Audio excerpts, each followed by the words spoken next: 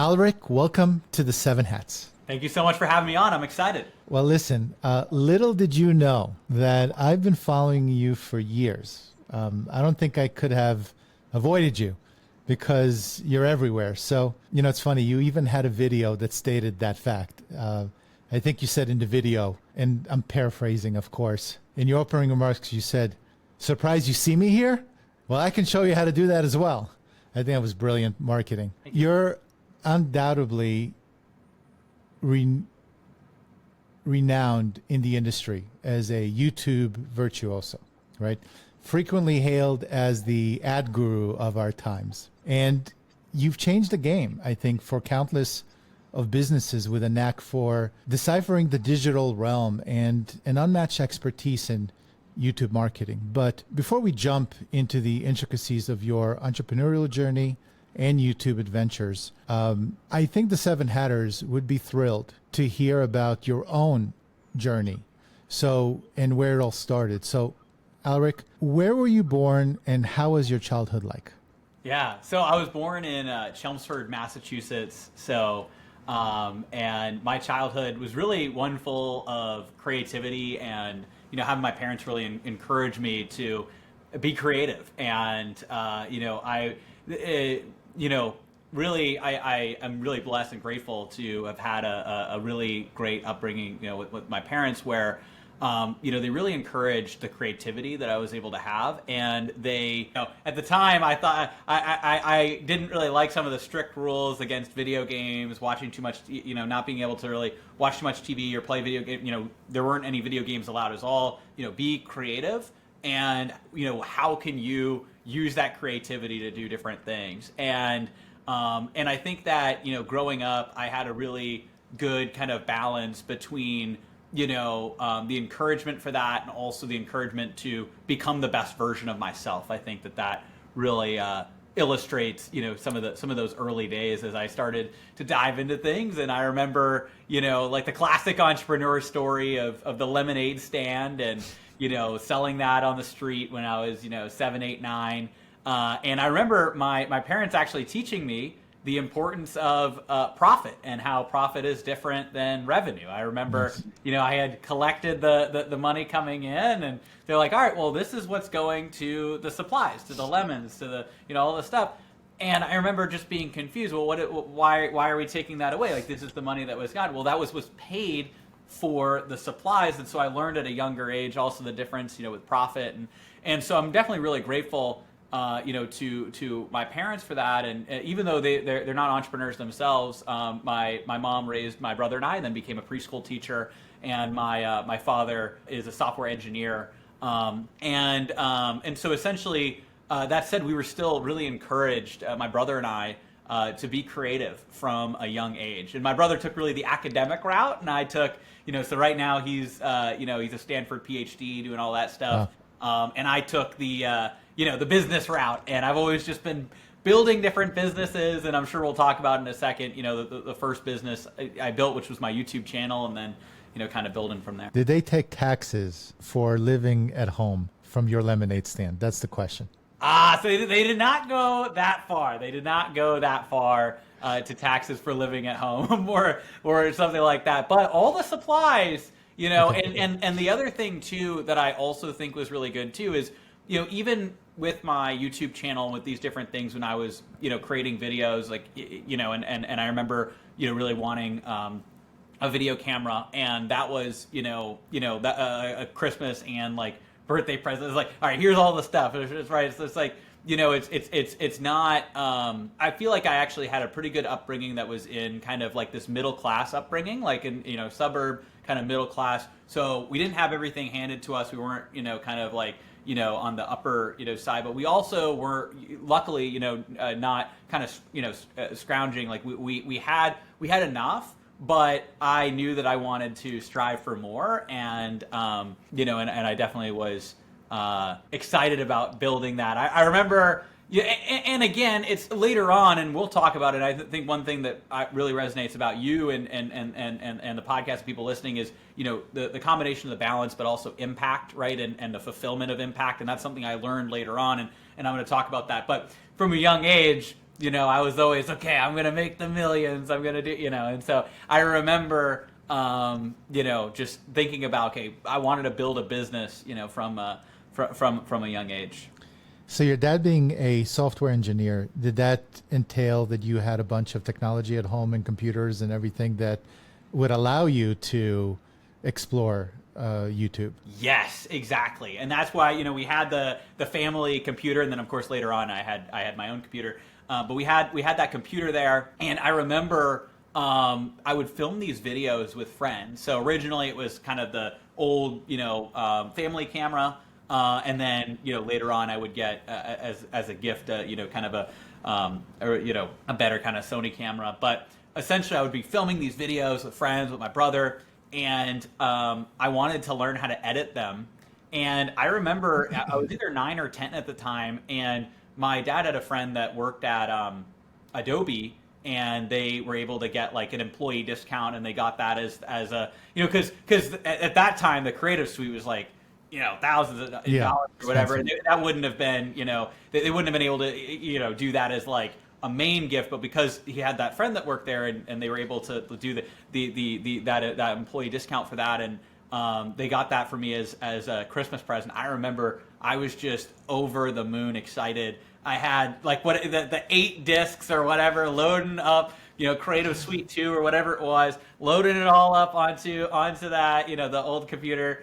And learning how to edit in Adobe Premiere and going on to these different boards online. I remember there was one forum and tutorial site, videocopilot.net. This guy Andrew Kramer that was creating all these like how to edit in Adobe Premiere. He was this guy over in Hollywood or whatever that was editing things, and how to edit and how to use After Effects. And so I just went online and taught myself how to do that, and then that kind of gave way to some of the YouTube things that I did in the future. But yeah, that was kind of what it was like at that point. So were you on YouTube before Google purchased it? Were you like a real early adapter, or like when did you start? Very early adopter. So the YouTube. So I started seriously doing YouTube. Well, not seriously. I started that YouTube channel in 2009, but I was on YouTube before that. And my first YouTube channel, I think I opened in 2008, but I was also on YouTube. I think it was in 2007 at some point I got on YouTube, which is the very early days. But I wasn't making content until 2008. I was just making content with friends. And then 2009 is when I built AppFind, which is the app review YouTube channel that went on, to have 500,000 subscribers, and was kind of the launching point of my main business. But I remember even before YouTube, so I would go on that Video Copilot, and I was pretty young at the time, just to clarify. But I would go on Video Copilot, but I would also go on. There was another site. Oh, I'm trying to remember. It was like Newgrounds, and you could host videos on Newgrounds. But if people didn't like them, they'd get deleted. I don't know if you remember that, but I posted some videos that I had made, and I was like a kid at the time, so I was posting these videos, and they would just get too many downvotes, and then they would just say, sorry, the video's been removed from the platform. So I thought YouTube was so cool because you could just post videos and people can't just they're not just going to remove them, they're going to keep them there. So But what did you want to do? I mean, you started in high school, right? Basically, or before high school? Yeah, prior to that. So I started my main YouTube channel when I was 12. So a YouTube AppFind. So that was back in 2000. So I'm 26 now. So I did start. I know. I started at an early age, but about 14 years ago. But yeah, started with that channel, AppFind. So that was kind of like in middle school, but I was doing more seriously in high school and in college, right? And so in high school is when I actually started making money with it. So I got accepted in the YouTube Partner Program, and I remember, it was like my sophomore year of high school. I was making about $60,000 a year from the YouTube channel, and I think it had crossed just about 100,000 subscribers at that point. I got the 100,000 subscriber plaque, and I was making ad revenue, and I had a few sponsorships. I'd get more sponsorships later on. But I remember I was talking about that just with a friend, and I wasn't even trying to brag. I was just like, oh, this is what I'm doing. I'm doing this YouTube channel. And I remember one of the teachers in one of those classes that I was in high school came over. They're like, no way you're doing that. Like, you're lying, whatever. And I'm like, oh, no, I am. So I just pulled it up on one of the school computers or whatever. And he looked at it, and his jaw is kind of dropped. He's like, that's more than I make. And that's when I realized, oh, wow, I have something here. This was pretty cool. So did you go to college? Like what happened? What did you want to do? Did you at that time were you like, well, YouTube is going to be my career, I'm going to be an entrepreneur, or did you have other ambitions? So I knew I wanted to do entrepreneurial things. I also didn't know, because I knew I liked being creative. And that's also why ultimately marketing and video marketing is what I like. So you could probably see how it's all converging, because I have these two sides of me. I have the side that loves like business and entrepreneurship, but I also the side that just loved video. And so I actually thought that I was going to be kind of like a director, executive producer. I mean, also as a kid, you're kind of enamored by Hollywood, and all this stuff. And, and so I thought that I was going to go kind of more into like the way I was going to combine my two loves of video and business was going to be in the, kind of movie, TV world of like, all right. And also leadership, I've always just kind of been a natural kind of like leader. And growing up, I did Boy Scouts and stuff like that too, Eagle Scout, all that stuff. So it kind of leading. And so combining these three things, being good at leading people and liking to lead people, also video and business. And I thought at the time, okay, I'd be like a director or producer of like movies. But then later on, I realized that actually marketing and video marketing and YouTube marketing, it was like right there in front of me, that actually was my calling. And I remember when it actually flipped for me. There was, and I'm sure like people listening, like yourself, probably these moments where you hear one thing and it clicks and it completely flips for you. So it was when I was actually touring college, not too long after that YouTube channel I was talking about that. I was touring. I think this was actually, I didn't end up going there. I went to UMass Amherst, but I was touring, I think, Syracuse, and they had a business track and they had a film track, and I was touring both of them. And I liked the business track. I also liked the film track, but I was looking at like, okay, how, and they were talking about how you could do kind of a dual major. And I remember talking to somebody in the film side, and she, was a film student for several years, and she was posting her videos on Vimeo, and she was showing some videos that she had made. And I said, if you post the videos on YouTube and you add a title, tag, thumbnail, you could have more people watch the video, because I noticed there's like a dozen views, 24 views on the video. And she turned to me and she said, and I remember distinctly, "Oh, I don't care if people watch the video. I just want to make the best video." That's when it hit me. I am not like that at all. I do care if people watch the video. I want people to watch. And I actually care less about it being the best video and more about people watching it and it affecting people and impacting people and like people enjoying it or getting value from it or whatever it happens to be. And that's when I realized, wait a second, it's marketing that I really love. It's not the video. The video is, a medium that I can use for what I'm actually excited and passionate about, which is the marketing side. And then that's when it really clicked for me. I ended up going to UMass Amherst, Eisenberg School of Management, like the top, like kind of, state school in Massachusetts. I went over there, and the reason I went there is they were like one of the only universities. I got into some other other kind of prestigious universities, but they said, "Oh, your YouTube channel is great, but you're just going to focus on studies when you come here." Versus at UMass, my alma mater, when I went over there, they wanted to encourage me to continue to grow my business. And I remember meeting with the entrepreneurial kind of professor that became like an advisor for me throughout my years there. And I remember him telling me, let's grow this business as much as possible. So this is what you're doing, post-college. And the thing is, I know us, like we're talking about, it's like, I actually went into, by my freshman year of college, I was already making like over 6 figures on my YouTube channel.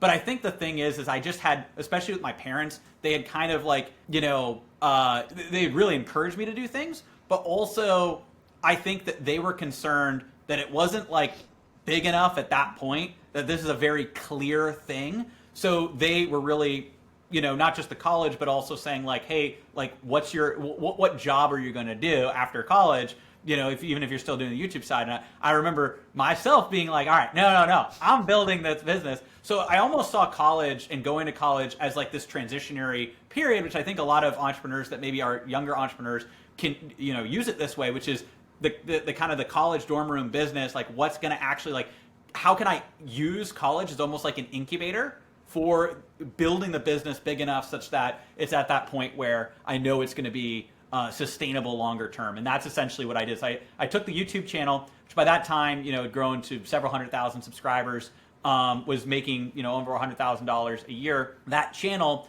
I systematized. I hired scriptwriter, video editor, business development person, all just kind of other college students. And I kind of created an assembly line for the videos, pulled myself out of the business so that I could focus on what was next. Because with YouTube, I saw there was more linear growth. Also, by that time, it was starting to die down a little bit in terms of popularity around mobile apps. iPhones had now gone to like 10 iterations, so it was less exciting than earlier on. And so I was like, okay, what's next? And that's when I had this mobile app that had sponsored me for a video. And I had, dozens and dozens, over, 100 of these. But I had a mobile app. They sponsored me for a video. I did the video. They got a bunch of downloads. This is great.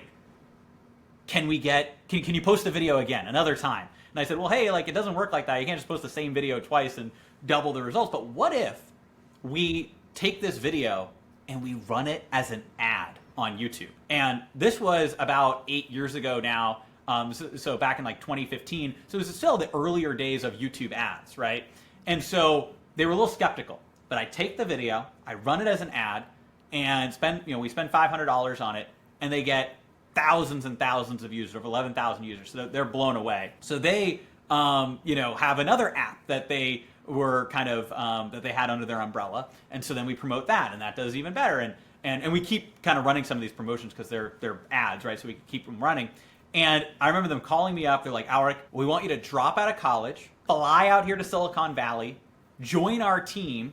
You can keep your YouTube channel. We'll give you a 6-figure salary. We'll give you stock options, the whole thing. And it was tempting for a minute, but I think like a lot of people listening to this call as entrepreneurs, like, we want to build it ourselves. Even if it starts as a smaller castle, I want to be the king of my own castle, building it up, as opposed to the knight in somebody else's. And so essentially, I turned it down. It was tough because this was also between my freshman and sophomore year of college. But that's when I realized I have something here.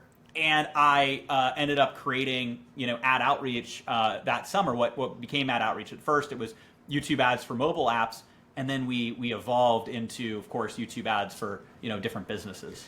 So, what kind of videos were you actually making initially before ad outreach? What kind of videos were you putting through? Yeah, so on AppFind it was, and I may have failed to mention that. So on AppFind it's like iPhone tech tutorials, teaching people how to use their iPhone, the best mobile apps, beginner's guides. There was also a really big open area for what I call complete beginner's guides. And the channel still exists. So I actually have a employee out in California that's actually in the Silicon Valley area, really into tech, and he is producing multiple videos a week on the AppFind channel to this day. Has about 500,000 subscribers. So that business still, I automated, set it in the background, and it runs, and still helps a lot of people. But those early videos, there was an opportunity where people wanted to learn how to use their iPhone, especially early on. And so I would make this, iPhone 7 complete beginner's guide video, and it's an hour long, and it shows you how to turn on the phone, how to turn off the phone.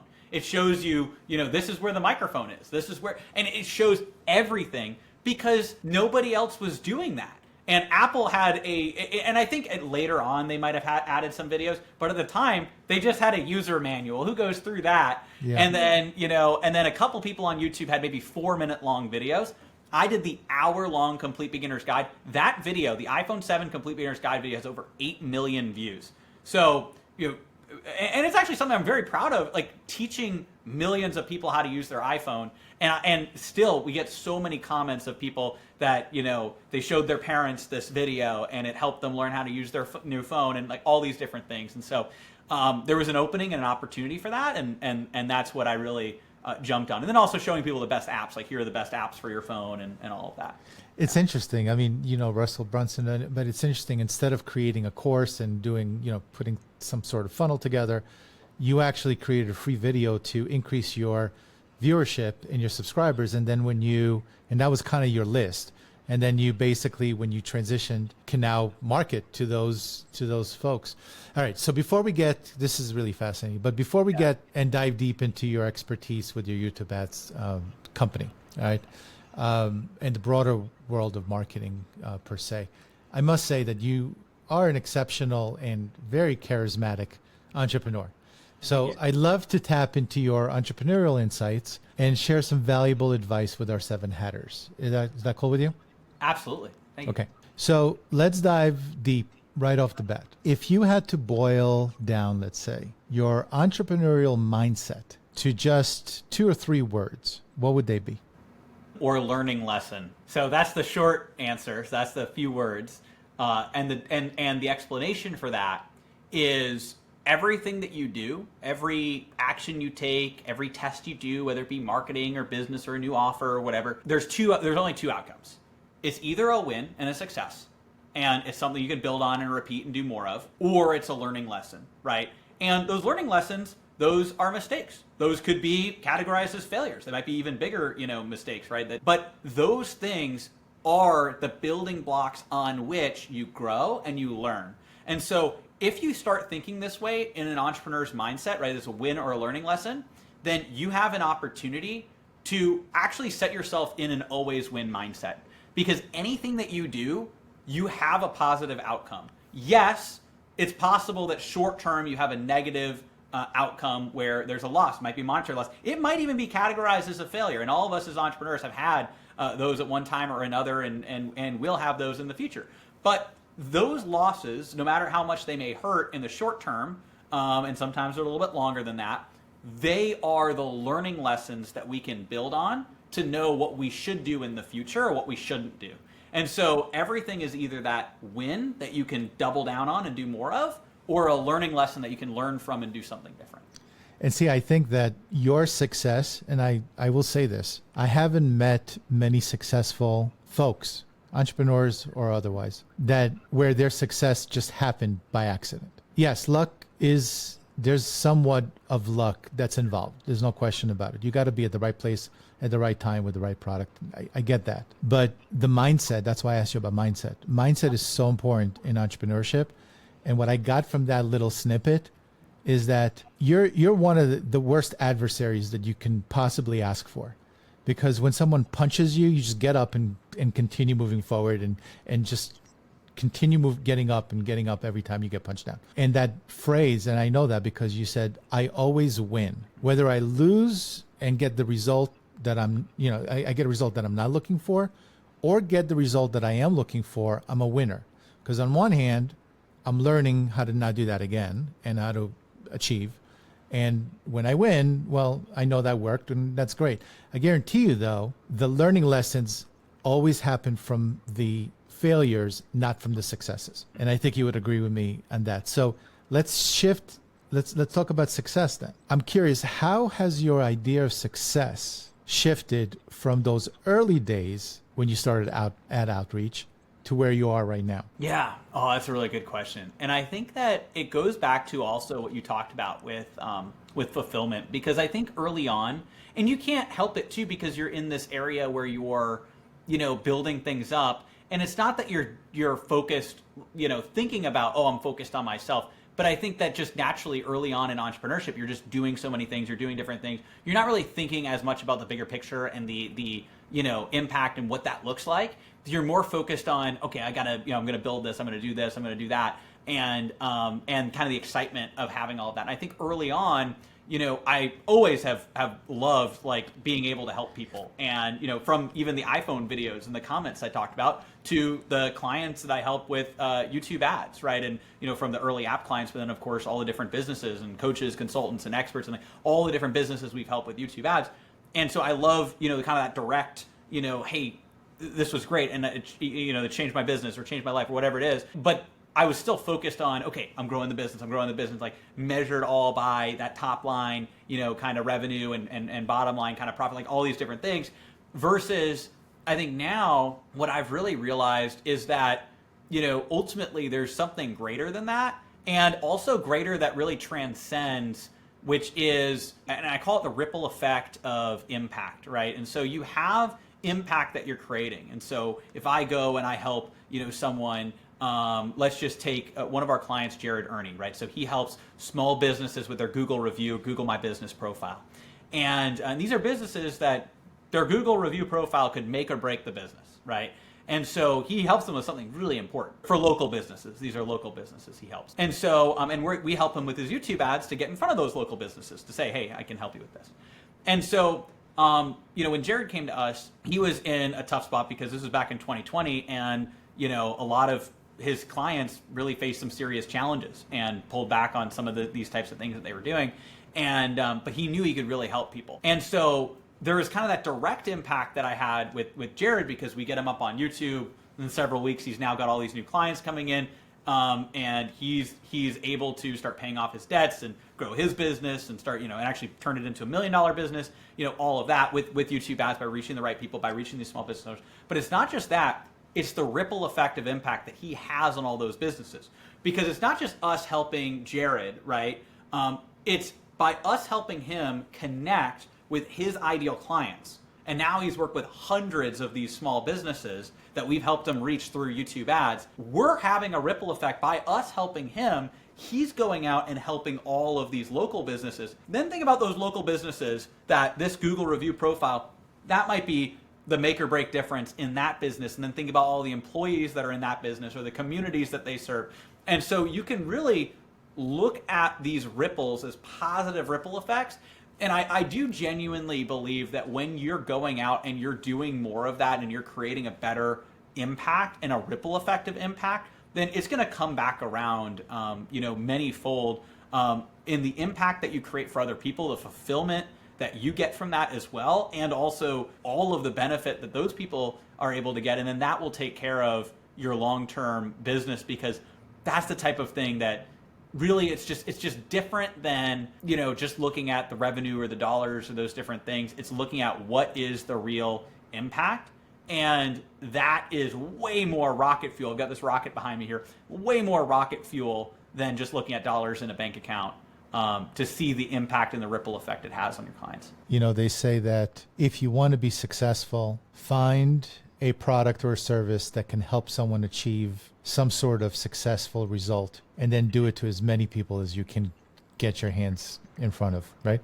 Yeah. Or get in front of. So speaking of entrepreneurship, because I love that answer, so thank you for that. I think it's very, but the entrepreneurial roller coaster is definitely real. Did you ever have one of those bottom low moments where you just seriously questioned everything, right? And if you did, how did you pull yourself out of it? Yeah, so I can explain. Yeah, so and I did have one of those, and I've had smaller ones, but there was one that was definitely even bigger. And I think that, because there's all the learning lessons that you have, but sometimes, and the opposite's also true. I've had periods of time where the wins just kept stacking, and then also times where the challenges kept stacking. And I remember at one point we so we had seen tremendous growth and tremendous success on that side, and we had geared up for even more growth. And then we had some challenges happen, in the sales kind of side of things, and a couple areas. And again, I always take full responsibility for the overall company. And so there were just a couple of things that I could have done a little bit differently, and in the way that I led that team there, and then of course that trickled down right into that area. And so ultimately we faced some challenges on that side, and we had a little bit of a fundamental model issue at that time, because we were doing a lot of one-off packages where we were selling individual packages. People would then pay in full that month. And so if you have if you're doing that, you grow your expenses, but you then have to sell all these packages to exceed those expenses and build your profit. Well, if you don't have a lot of recurring revenue, one thing that I learned, and this was probably one of the most expensive but also valuable learning lessons. So that's the thing. It's like what you said, right? It's like you learn from these mistakes and losses, and when it's a bigger loss, it's a bigger lesson, and it's a really valuable lesson. And so the thing that I learned there was, that type of model works as long as it keeps growing in terms of what your sales volume numbers are, or at least stays the same. But if you have a down month, let's say you have challenges on your sales team, which, by the way, self-perpetuate, because you start to have challenges there, then the sales team psychs themselves out, so they have more challenges. But even one lower month, right, what could happen is you could flip below where your expense line is, and then that runs into more problems, because then you start losing money, even though you've built out all this infrastructure and you have all these clients. And because people are essentially prepaying for months and months and months, it just gets into this odd situation. And so this is something that we encountered, obviously, a while ago now. It was one of those things that it was like a wake up call, like, oh my goodness, there was something I didn't know.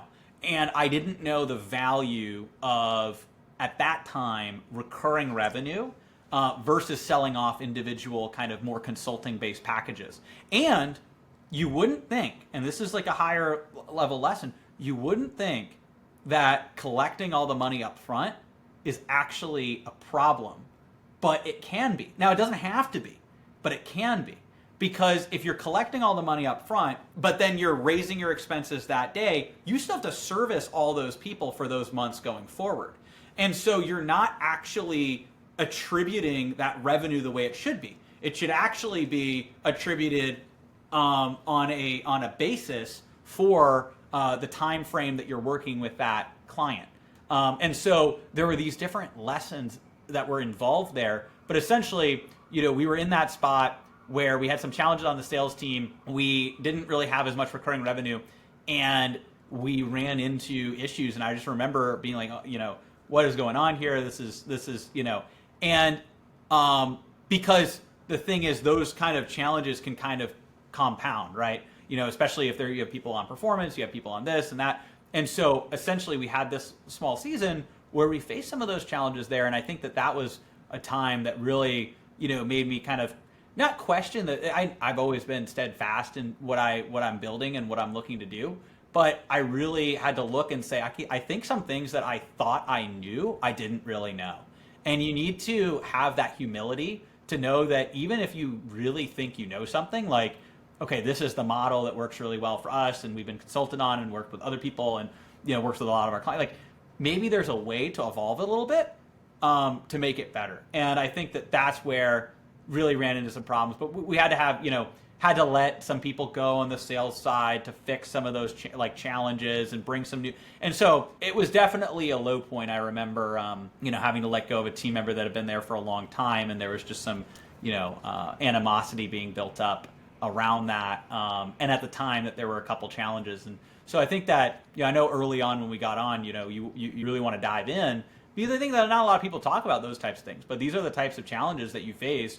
But when you face these challenges, you learn how to overcome them for the future, and you learn big lessons. And one of the big lessons that I learned from this, there were some on the personnel side and sales leadership and that side, but the bigger lesson overall was the value of recurring revenue and also the way that you do accounting, even if you do book, kind of upfront revenue, making sure that you balance that out across the length of that contract. It's interesting. You mentioned something really important. I think I want to just highlight it. So I have a software company. It's a SaaS business. So we operate on recurring revenue. When we first began, we were steadfast in looking for annual recurring revenue and a payment upfront for the year. And what we've learned, and now we're monthly recurring revenue with an annual contract. So monthly versus annual, one-time payment. The problem that I've seen is on an annual payment, you tend to not understand your churn because they pay one time, and then when they churn is when they don't renew at the end of the month, at the end of the year. If it's monthly, they're going to want to try to get out of the monthly recurring revenue. So if there's a churn problem, you'll know about it. But I think more importantly than that is entrepreneurs, especially young entrepreneurs. I always say a young first-time entrepreneur, very dangerous. The second most dangerous human being is a first-time entrepreneur with money. That's another dangerous instance. But imagine if you have cash at hand and you're not managing that cash effectively. You're right. As expenses grow, and they do as you continue to build up your client base, and if you spend the cash at the onset to grow your business unprofitably, which is how you grow quickly, there's going to come a time where you're not going to have enough cash to support that growth because you didn't plan for it, you didn't save for it. So that's one thing that I think folks should really think about when they get a bunch of cash up front. Make sure you understand where that every dollar is assigned to, because it's assigned somewhere. It should be assigned to some sort of expense or profit. So let's turn into YouTube for a second. It's fascinating how platforms like YouTube evolve. because I've seen it over the years. From your vantage point, because you probably know YouTube better than most, how has YouTube changed as an ad platform? And how did ad outreach pivot with it over time? That's a great, I love that. That's a great question. Because there's been a few major changes, and I've really, been through, each of these, and the strategy has changed along the way. So early days with YouTube ads, when I first really was diving into that and doing that with different companies, originally mobile app companies, and then we started working with expert coaching, and then SaaS companies, and then also e-commerce companies, like other businesses beyond apps. And so when we dove into that, the way that YouTube ads used to run was it was all manual bid, cost per view, and placement-based targeting and keyword-based targeting. So back then, there wasn't a big algorithm on the YouTube side. You were the algorithm, which I actually think that is one of the reasons I am so good at YouTube ads, is because early on there wasn't an algorithm, so I was the algorithm. So I understand what the algorithm's doing, if that makes sense. So I had to go in, and there was not lead optimized campaigns at that time. Now this is back 8 years ago. So you would do cost per view bids where you're bidding for a 30-second view or a click on the ad. They can skip after 5 seconds. You're bidding for a 30-second view. By the way, it's evolved over time. This is back then. And so essentially, you were bidding per view, but it wasn't self-optimizing based on leads at that time. That's also, by the way, back then why everybody was doing Facebook ads, and they were kind of wondering, why are you doing YouTube? And I remember telling people, well, YouTube's getting better results than Facebook. You just have to know how to do it. And then people picked up on that over time. It's one of our popular ads. YouTube ads beat Facebook ads. Yeah. But anyways, at that time, we were going in and targeting keywords that people were looking up, also specific videos or specific YouTube channels. So let's say you have a weight loss offer, you could go in and target anybody looking up the keyword or watching a video that has the tag, because at that time also YouTube had more tags. Nowadays tags are kind of like been phased out a little bit. It's more algorithm based, but at the time tags were really important. And there were these tags like weight loss or how to lose weight or whatever, or searches, or targeting a channel, right? Maybe there's a weight loss channel or a fitness-based channel. You could just target ads in front of that or specific videos. So at the time, it was more specifically media buying specific placements, and then optimizing based on what performed and what didn't perform. It was a manual process. I was the algorithm. And when we were training clients on this, we were training them to be the algorithm, right? And we were running this for them. So we were essentially going in and seeing, okay, the keyword weight loss on this offer is getting a cost per lead at $5, and the keyword fitness, because it's a little too broad, is getting like $15. Well, let's cut the fitness one. And so it wasn't doing it by default. We were going in and doing it because at that time it wasn't lead optimized. So then the next evolution happened a few years after that. I think this was maybe like 6 years ago. They switched over to they launched kind of lead ads on YouTube. They had this over on Google search, but they launched lead ads on YouTube, and that was kind of this next evolution that was around for several years until a couple of years ago. And what that was basically YouTube was the algorithm. So it would go in and it optimized, but it was still these types of keyword-based targeting and placement-based targeting. It's just now YouTube would help optimize. But what I realized is our strategy, we were able to know how to do this a little bit better. Over time, YouTube has made major adjustments over the last 2 years. And with the new, involvement of AI, YouTube has actually phased out the old type of placement and content targeting, at least with lead optimized ads. There are still some ways technically to run it, but in general, they've switched over to what are now called video action campaigns that are targeted with audience segments. So it's no longer the placement-based targeting. Now you're targeting based on audience segments. And what these segments are ways to go and describe who you're looking to reach. Now, Google has a lot of pre-built segments. And pre-built segments is a good way to get kind of baseline results. But we have a strategy called our Alpha AI targeting strategy that gets better results than average. It's like seeking alpha, right? It's like seeking is a term, in the stock market, I know, but basically, seeking those higher level returns. And then leveraging and training Google's AI on who you're looking to reach. So you can build what are called custom audiences inside of Google Ads. And these audiences allow you to target people based on interests, based on the data that Google knows about them. So there's more kind of affinity audiences and interest-based audiences, but there's also, bringing back keywords, there are intent audiences. So you could target people based on searches that they've done on Google and YouTube. So that's kind of, it's the evolution of what we used to do before. It's just in a new spot in this audience segment, custom intent, right? So what have people searched on YouTube and on Google recently? You can target people based on that. You can even target people based on websites and URLs they've gone on in the past. You might wonder, well, how is that even possible? Well, Google, owns Google Analytics installed on half of all websites, and so they're tracking everything. And so you have a really good way to actually target people based on sites that they're going on. And so you could build these audience segments and now target people based on who those people are.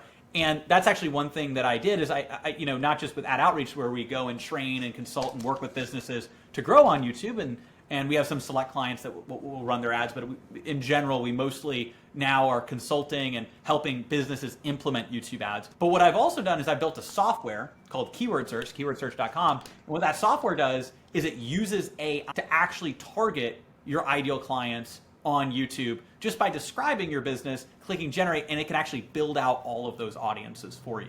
And so we've now seen that not only is AI involved on that side, but you can also use AI tools to find what are people searching for on YouTube, what are they searching for on Google, what sites are they going on, and then sync those audiences to Google to target the right people. So interesting. I'm mesmerized here. 3 really quick questions about all of that, more on the tactical side. So is the way you find your audience, does it differ from traditional AdWords and YouTube advertising, or is it the same formula in terms of finding the right folks to target? Yeah, so it's going to be relatively similar, but there is a difference in that you want to find them based on, again, like I said, these audience segments. So who are they? What are they searching for on Google and YouTube? So that's going to be kind of similar to Google, maybe search targeting. And then also potential websites that they're going on as well. And the way that you can do this is you want to find what are your ideal clients searching for on Google and on YouTube. Also, what websites may they be going on? And what are the different ways that you can describe that ideal client to Google to build a kind of in-market audience. And when you do that, you can figure out, okay, what are the ways that we can go in and target these people? In the past, this used to be a manual process that would take hours and hours and hours. And again, similar to how I kind of cut my teeth on when I was the algorithm, right? And that now helps me know how to work Google and YouTube's algorithm better. It's the same thing here. Because we've done the manual process so many times, we know exactly what we would do to do all the research. So the cool thing is with the advent of, really or more in-depth AI and also, the ability to build software tools, which I know, with the software company as well. What we did is we took all of our strategies to find and target audiences, and we packaged them into a software and took this process that would take hours and hours and hours. And we ran a study recently. The average time it takes to go from searching to a synced audience in Google Ads, it's actually a one-click sync that connects to Google. You just sync the audience right over, and you need to copy and paste it, is 2.6 minutes. And so we've essentially used our own AI software to reduce what would take hours to minutes.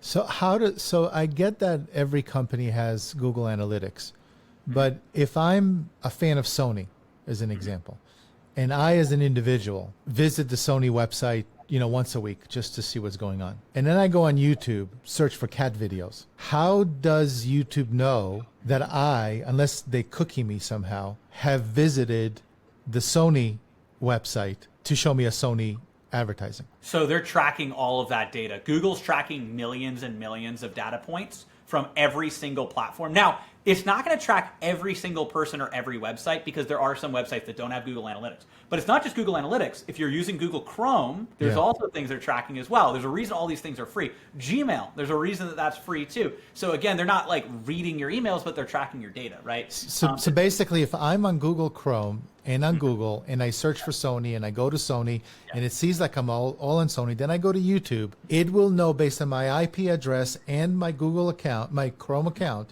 to show me a Sony. Yeah, or even if you're a rival to Sony. Let's say you're at Panasonic and you want to show an ad that's specifically tailored to show why they should buy that instead of Sony. I'm just using this as an example, by the way. Yeah.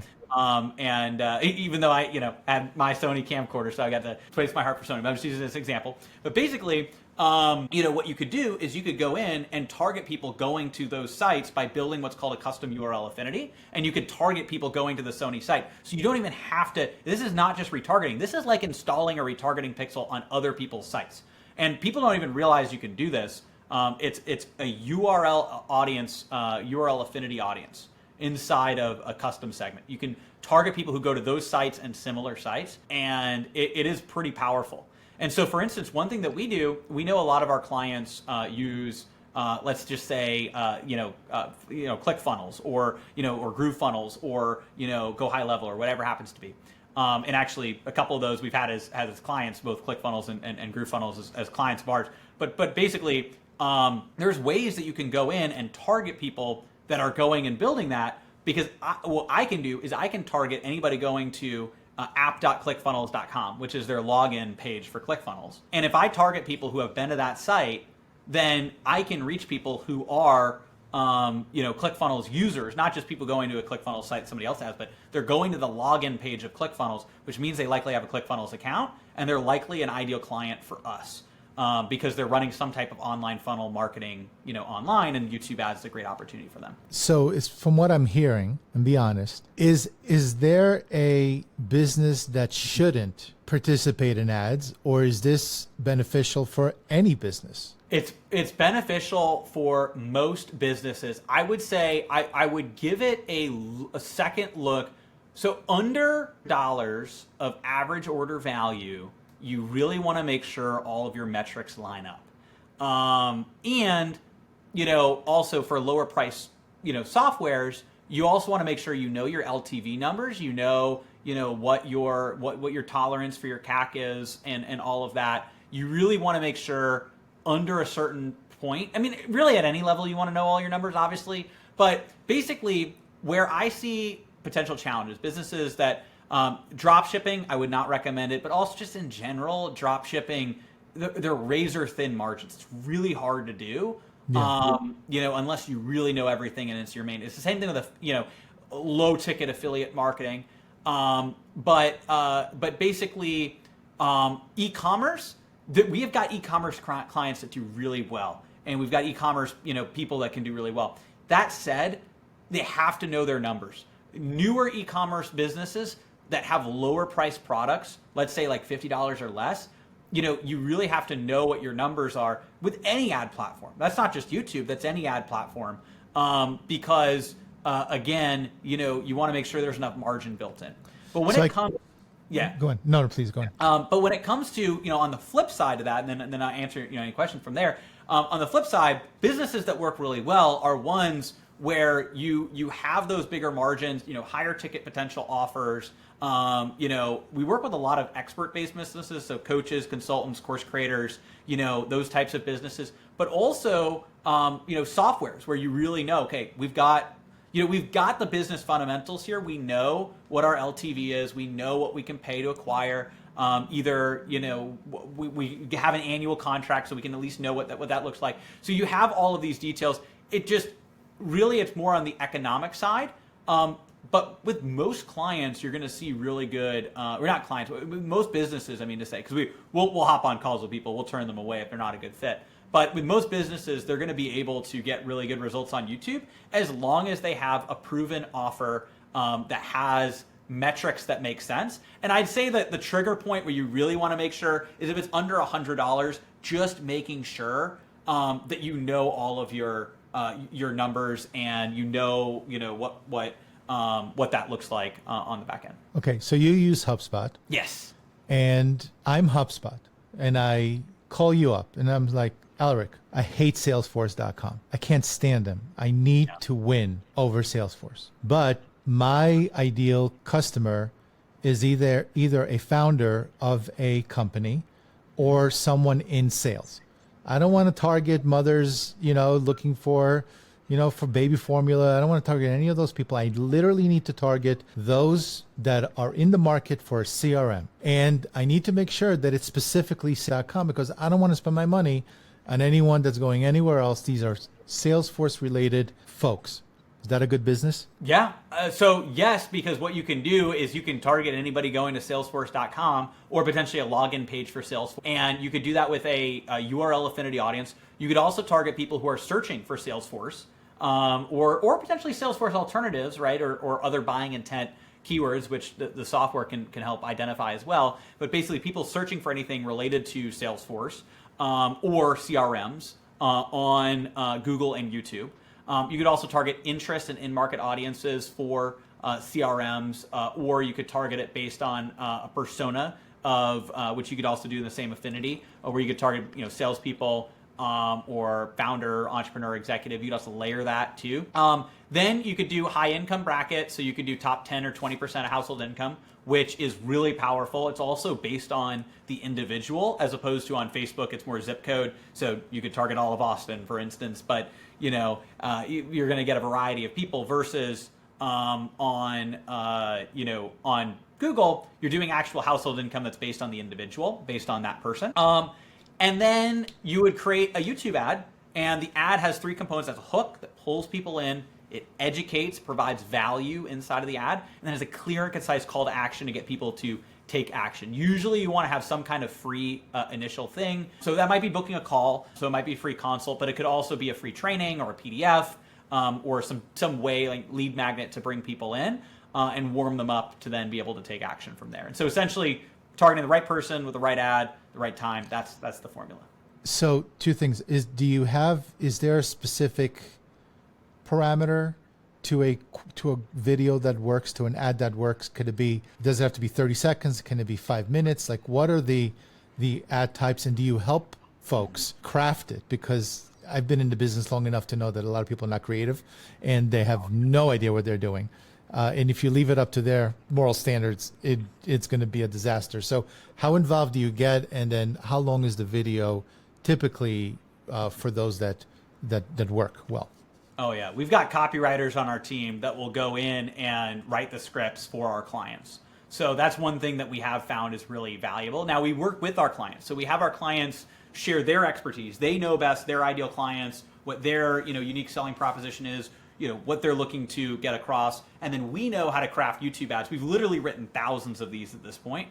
And so what we can do is we can work with our clients to craft the perfect script. We've got multiple copywriters on our team. And that's all they do all day long is write YouTube ad scripts and also, sometimes funnel copy and things like that. But basically, we want to make sure that you have the right ad. Now, to answer your other part of the question, how long is it? Typically, the sweet spot is going to be around 3 minutes-ish. Now, YouTube will tell you that they recommend the ad is under 3 minutes. They might say over 3 minutes, you might not get the best performance. That's not exactly true.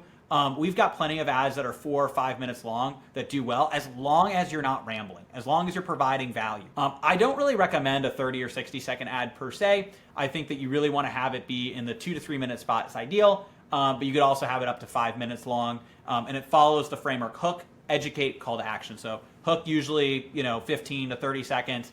The educate is the part that may vary, because if you have a lot to teach someone or educate someone on, it might be a little bit longer. If not, then you can do a little bit less, or it might be a software demo or whatever it happens to be. But basically, in the middle, you'd provide value anywhere from a minute to 3 minutes long.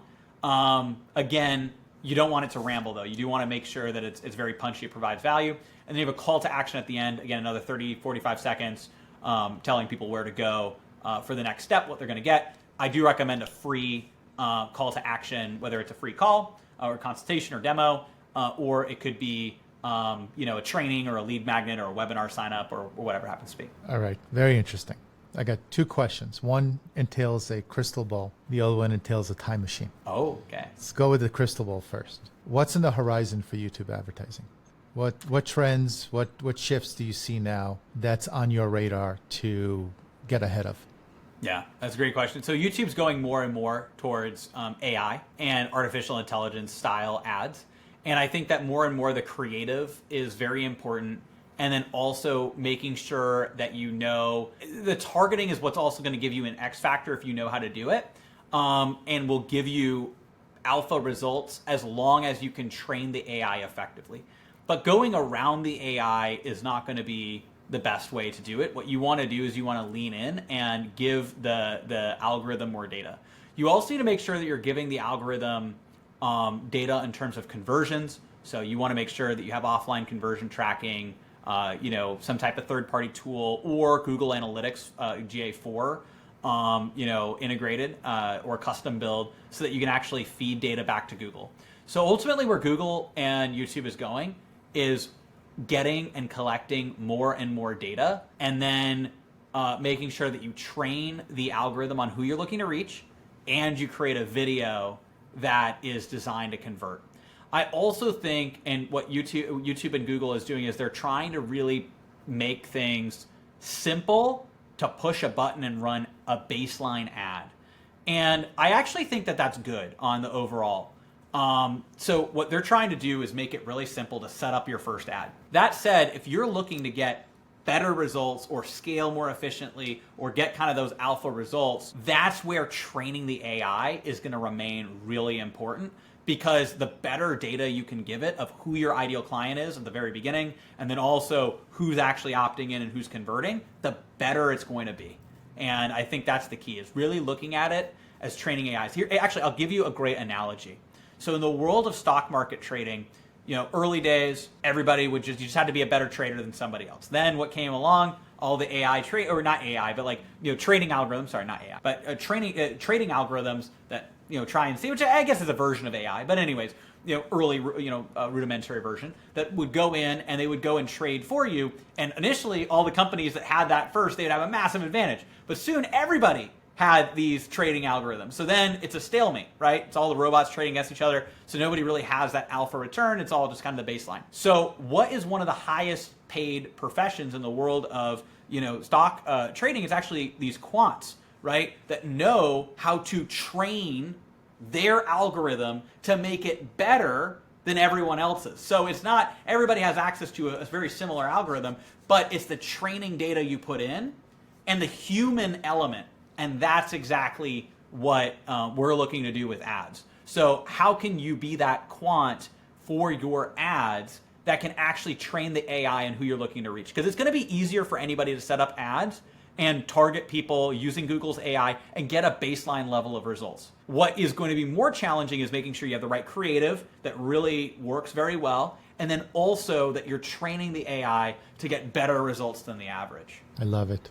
All right, now it's the time machine. It's a bit of fun one here. If you had a time machine and could drop a piece of advice to just starting out Aleric, what nugget of wisdom would you share? Yeah, I think the biggest, so I talked a little bit about one of them, which was the value of recurring revenue. I think though, what I would share, so I think the value of recurring revenue and doing that sooner would have been very valuable. But I also think that the lessons that I've learned along the way are part of the journey that I've had, right? So I think that that's important. I think, in terms of an overall lesson, I think honestly the biggest thing I'd say is when my gut tells me that I know I need to do something, I shouldn't delay that and I should make the decision sooner. So I think that some of the decisions, some of the challenges that I faced could have been mitigated by making a decision sooner, and that's actually why now I like to I make these decisions sooner. So I think that there's tactical things like the recurring revenue or these different or the learning lessons that I've learned, but I think that more it's getting back in tune with when you need to make a decision. And when it's just sometimes you delay if it's really hard or if you second guess yourself. Right, which isn't you not knowing, but you're guessing yourself. Then when you ultimately make the decision, the other thing is de-risking the decision. Again, a decision is going to have two outcomes, either a win or a learning lesson. And if you do make a bad decision, then you'll make a better decision next time. So I think that, the thing that actually slows you down or harms you the most is delaying a decision you need to make, because then you're delaying the outcome. The win or the learning lesson. And you delay decisions usually because you're fearful of failure. Exactly. Don't be fearful of failure, people. Exactly. That's another. So I love the conversation. I can speak with you for days, but I'd like to close out my interviews with the following question. Who did you have to stop being, and who did you need to become to manifest your current success? I think I needed to stop. So I think that this answer is a little bit different than maybe I would have given like 3 years ago, because we have had in that time obviously a lot of ups, a lot of exciting things, but also some challenges too, as I mentioned earlier.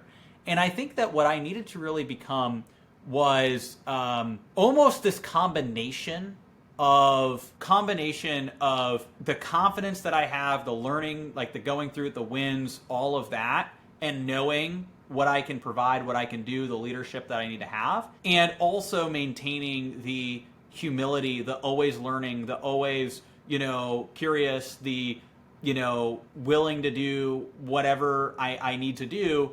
I think that it's the combination of those two things, because at times I weaved in and out of both of those. There were times where I got very confident and maybe needed to actually, gain a little bit of humility there. But on the other side, I've had times where I haven't been as confident, and I've, been like, oh, well, I'm kind of like learning and I'm doing these different things.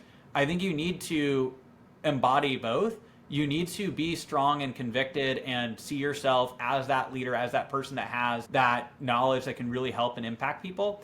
And you never are at, like, if you start to think that you're at the peak, you're going to make that a self-fulfilling prophecy. And then if you're at the peak, you're just going to go down. And so I think that always knowing there's more to learn, there's more to grow, and there's more learning lessons to be had, and just saying, hey, the journey's the reward, and that's what I'm in it for. I love it. Aleric, tell the Seven Hatters what you're currently up to, where they can contact you, how can they utilize your services, and how involved do you also get with? Do you hand it off to a team, or do you actually personally also get involved with some of your work? Yeah, so it definitely depends on the client and where they come in. We've got an amazing team. We've really grown, so we have about 35 team members now, and we've got our offices here in Austin, and we also have people spread out across the country and a few other places. And so I can't work with every single client. Like I've said, we've had thousands of clients, but I do work with our Ad Astra clients, which is kind of a higher tier. It's a combination of helping clients implement the YouTube ads and working with that, but also having our we have a mastermind component. So we have events here in Austin. So we've got clients. Actually, this Friday we've got about 30 clients coming into town, which is going to be great. They're going to be here at our offices. We're diving hands-on with them, and so and all of those clients I work more closely with. And then same thing with the fractional media buyer side. We have an offer where we'll have our team run ads on behalf of our clients, and that's very select. So there's a wait list actually for that. But I'm sometimes a little bit more involved with that again. But I also have a team. I'm not running the ads, so I've got amazing people that do that on our team. In terms of our initial clients, I go in and most of, there's videos, there's portals, all that stuff. So people have interaction with me, even if it's more either in a group setting or it's more, different videos or content that I've created. But yeah, it just depends. But I love really interacting and working with our higher level clients. And one of the things that's exciting is as people ramp up, maybe they start off with one thing and then they build up, and then, I get to work with them at that point, which is always great. But the best way to be able to go in and actually I want to give a gift before I even talk about how to schedule a call. So anybody who's listening, watching this, I've got a 19-page YouTube ad strategy PDF. I want to give it to you completely for free. Covers my entire $200 million YouTube ad strategy. There's no fluff. It breaks it down, talks about all the different hooks, the ways to target, how it works. I routinely update it. You can go to adoutreach.com/gift. That's adoutreach.com/gift, adoutreach.com/gift. And that's my gift to you, full 19-page YouTube ad strategy PDF.